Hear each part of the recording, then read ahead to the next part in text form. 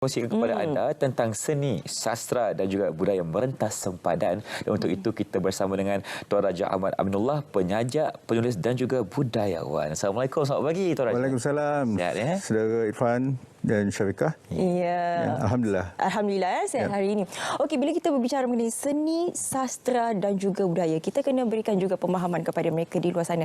Apa pentingnya sebenarnya seni, budaya dan sastra ini khususnya kepada negara? Oh, kalau begitu agak mudah sebab kegiatan seni dan budaya bertujuan untuk membangunkan nilai ketamadunan sesuatu bangsa atau negara melalui program pembacaan, literasi dan seumpamanya. Ya. Jadi apa kaitannya dengan ekonomi? Sebab sekarang ini apa yang lebih kita memberikan fokus, adakah ianya mampu untuk menjana ataupun meningkatkan ekonomi negara sebenarnya? Tiap-tiap ruang mempunyai peranannya tersendiri. Ahli dagang, ahli korporat, ahli pemerintah dan semuanya mempunyai peranan sendiri. Dan kegiatan seni dan budaya tujuannya untuk membina suatu peradaban, suatu pemikiran yang mampu mempersatukan di kalangan pelbagai masyarakat yang ada di negara kita. Ya, dan kalau kita bincangkan hari ini seiring dengan perkembangan teknologi kan, jadi apakah ia dapat merubah landscape seni, budaya dan sastra di negara kita ataupun bagaimana sebenarnya? Sudah semestinya kerana sekarang ni digital age, karya-karya penulisan dan sastrawi banyak kita lihat online, portal dan seumpamanya, tentu. Tapi lahan tradisional seperti buku dan acara-acara sastrawi masih lagi penting dan berperanan. Seperti festival yang akan saya anjurkan ini. Masih lagi relevan kan? Tapi kalau kita nak bincangkan timbang taranya, yang mana yang lagi penting untuk kita terus memudayakan sastra dan seni dalam negara kita ini? Teknologi, yang pendidikan dan teknologi ataupun yang tradisional ini sebenarnya? Saya rasa dia harus berjalan seiring. Seiring, perpegangan tangan jalan seiring. Seiring dan sejalan. Yes. Sebab teknologi ini sebenarnya memudahkan lagi kehidupan kita. Ianya bukan menggantikan seperti AI. Ia bukan menggantikan kita tapi memudahkan kehidupan seharian. Benar. Okey. Tapi bila kita bercakap mengenai seni, budaya dan juga sastra ini, bagaimana sebenarnya untuk kita mengekalkan keasliannya? Tak kala sekarang ini ada penularan budaya-budaya daripada luar, khususnya daripada barat. Bagaimana? Saya rasa kita sebagai orang-orang yang universalis dari segi pemikiran kita, kita ambil apa yang baik dari mana sudut bumi Tuhan ini dia datang. Dan kita saringkan melalui keupayaan masing-masing yang kurang bermanfaat untuk diri kita dan bangsa kita. Kalau kita nak terus kekalkan momentum kerajaan negara ini kepada masyarakat muda khususnya, apa yang perlu kita laksanakan sebagai penyajak budayawan? Apa antara strategi yang kita lakukan? Itu lebih baik ditanyakan kepada menteri ataupun aparat pemerintah.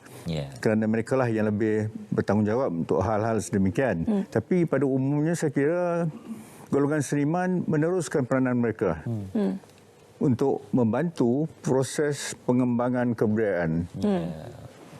Okey, kalau kita bercakap mengenai festival yang bakal berlangsung nanti, apa sebenarnya matlamat dan juga objektif utamanya? Sudah tentu matlamat festival ini adalah untuk mempertemukan golongan seniman daripada berbagai latar belakang. Kita mempunyai misalnya 15 buah seniman dari 15 buah negara yang akan hadir, termasuk dari Puerto Rico, dari Bulgaria, dari Iraq, dari Spanyol, dari Spain, Spanyol, dari Vietnam, China, India, Bangladesh, sampai negeri yang dekat seperti Brunei, Indonesia dan Singapura. Jadi kita mempertemukan seniman dari negara kita sendiri dengan mereka yang datang dari latar belakang yang diverse begini, yang pelbagai begini, supaya kita dapat sama-sama berinteraksi dan menimba pengalaman yang berbeza dalam memajukan kegiatan sastrawi, kegiatan kebudayaan di negara kita. Dan juga untuk memperkenalkan kepada mereka yang datang dari luar kepada hakikat kehidupan di negara kita. Wah, okey. Dan kalau kita kongsikan kepada penonton, apa antara pengisian festival ini sepanjang 6 hari? Kita lebih kurang 16 sesi. Ada 16 sesi baca sajak atau puisi, termasuk syair dan juga lagu-lagu Ya, penyair lebih daripada 100 orang, termasuk 40 dari luar negara. Penyanyi-penyanyi sama ada yang dikenali ataupun yang kurang dikenali tapi bagus suaranya, juga diundang kerana mereka adalah orang yang berminat kegiatan sastra. Atas asas itu saya undang mereka. Dan kemudiannya ada beberapa orang kawan yang dalam pemerintahan yang sudi untuk menjadi host untuk Jamuan Makan Malam. Termasuk saudara Steven Sim, Kewangan ya. Timbalan Kewangan yang juga host satu dinner untuk peserta dari luar negara kita. Dan saya sedang rundingkan dengan saudara Zamri untuk diadakan program di Usman Putra. Sedikit kita nak menyentuh mengenai budaya membaca. Kerana bila kita bercakap mengenai seni ataupun sastra ini, dia akan sia-sia kalau budaya membaca ini hilang. Kerana sekarang ini tak kala teknologi itu semakin berkembang, semakin lama semakin kurang budaya ini. Saya kemarin berada di Selangor International Book Fair, ada wawancara di sana. Dan ramai. Ribuan orang. Itu pada hari kerja. Ya. Jadi saya tidak bimbang sebenarnya. Kadang-kadang orang kata orang muda kau baca. Saya tidak share. Tapi bahan pembacaan itu ataupun tak apa. Mula-mula mereka baca bahan novel yang ringan. Ya, bagi saya okey. Ada pupuk dalam membaca. Lepas itu dia akan graduate kepada tahap yang lain. Dan yang tak membaca buku fizikal pun mereka membaca melalui online. So it's alright. Saya tidak terlalu concern kerana itu. Tapi harus digalakkan kempen literasi, kempen yang harus digalakkan. Selain daripada kita memupuk budaya membaca ini, bagaimana sebenarnya melihat kepada kajian-kajian yang perlu dilakukan? Kerana apa kajian juga perlu dilakukan. Kalau tanpa kajian itu mungkin kita terlupa kepada fakta-fakta yang sebenar. Betul, itu saya setuju 1000%. Kerana penulis juga harus menjadi peka dengan kepentingan apa yang saudara Ika sebut itu, yakni research yang mendalam sebelum menghasilkan penulisan mereka. Supaya ia menjadi sesuatu yang betul membantu kebangunan pemikiran kita. Ini akan balik kepada soalan seterusnya mengenai adab dan juga etika. Kerana kalau kita boleh lihat, tak kala kebebasan itu diberikan, ianya diambil sewenang-wenangnya perkataan kebebasan itu. Saya rasa dalam mana-mana masyarakat, di mana-mana zaman pun akan ada unsur seperti itu. Saya secara pribadi tidak terlalu risau berkaitan hal itu kerana saya anggap itu suatu yang lumrah berlaku. Tapi kita juga mempunyai tapisan dan saringan untuk hal-hal seperti itu ya. Jadi saya rasa tak terlalu concern sangatlah dengan hal itu. Biarlah pihak-pihak yang berkenaan menjalankan tanggungjawab mereka untuk memantau dan seumpamanya. Kalau saya sebagai penulis, saya rasa kebebasan itu perlu ada. Perlu ada ketelusan itu. Yes. Dan kalau kita berbalik kepada festival nanti kan, siapa lagi pihak yang bertanggungjawab untuk kita memastikan program ini berjaya dihasilkan? Kalau boleh saya live di RTM. Saya ada janji untuk menjadi orang baik pada pagi ini. Jadi, tapi secara umumnya saya boleh katakan, saya mohon pada pihak-pihak yang berwenang supaya lebih cakna dan prihatin pada kaitan seni dan budaya.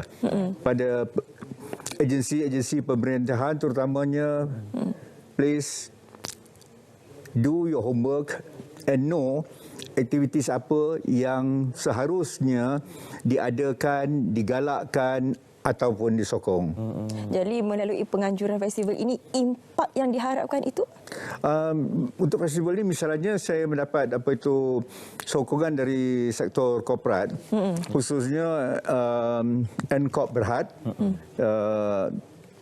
Dan sebab itu ada juga beberapa instansi pemerintahan yang memberi sedikit support untuk membolehkan kita menjalankan festival ni. Mungkin walaupun secara ala kadar ya. Baik. Kepada masyarakat di sana bagaimana untuk mereka menyertai festival yang akan dijemput semua masyarakat untuk datang menjadi festival ni berada selama 4 hari, 8 hingga 11 hari bulan Disember, Jumaat hingga Isnin akan datang ini, dan ia akan diadakan pada umumnya di Strand Mall Kota Damansara. Strand Mall Kota Damansara ya. Strand Mall. Jadi ini dipaparkan di kaca TV anda 8 hingga 11 Disember di Strand Mall Kota Damansara. Sastra. Jadi ada International Poets, Writers and Readers Festival Malaysia 2023. Jadi ini poster ini antara Ini yang sebahagian lah. Wajah-wajah Sebahagian Seniman. daripada penulis kerana kecil tak muat nak masuk semua kan. Ini sekitar 70 daripada mereka. Kita punya 100 lebih ya. 100 lebih. Jadi ini antara wajah-wajah yang bakal anda temui pada 8 hingga 11 Disember Dan ini. Mereka juga akan bawa buku-buku mereka. Kalau ingin membeli buku mereka pun boleh atau melihat saja pun boleh. Tapi saya mohon supaya khalayak yang berkelapangan untuk datang bersama meraihkan festival ni. Juga ada pesta buku kecilan, lebih kurang 15 vendor untuk bawa buku-buku untuk dipamer dan dijualkan. Baik. Ada juga pameran seni kecilan sewaktu festival itu. Okey. Jadi kepada peminat-peminat buku bolehlah terus sahaja ke festival ini. Di Strand Mall, Kota Damansara, 8 hingga 11 Disember nanti. Ya, betul. Mungkin sedikit lagi daripada tetamu kita di studio, sedikit lagi mengenai seni, budaya dan juga sastra ini. Apa yang diharapkan agar anak-anak murid ini tidak melupakan seni, budaya dan juga sastra negara? Saya rasa peranan pendidikan, peranan guru penting dalam menghidupkan kegiatan seni, sama ada yang tradisional maupun yang semasa, yang contemporary. Ini penting. Kita jangan alienatekan anak-anak muda kita dengan hanya meminta mereka menikmati satu jenis seni saja. Jadi kita lapangkan, kita sediakan asas yang tradisional, syair dan seumpamanya, bangsawan dan lain-lain lagi, tarian.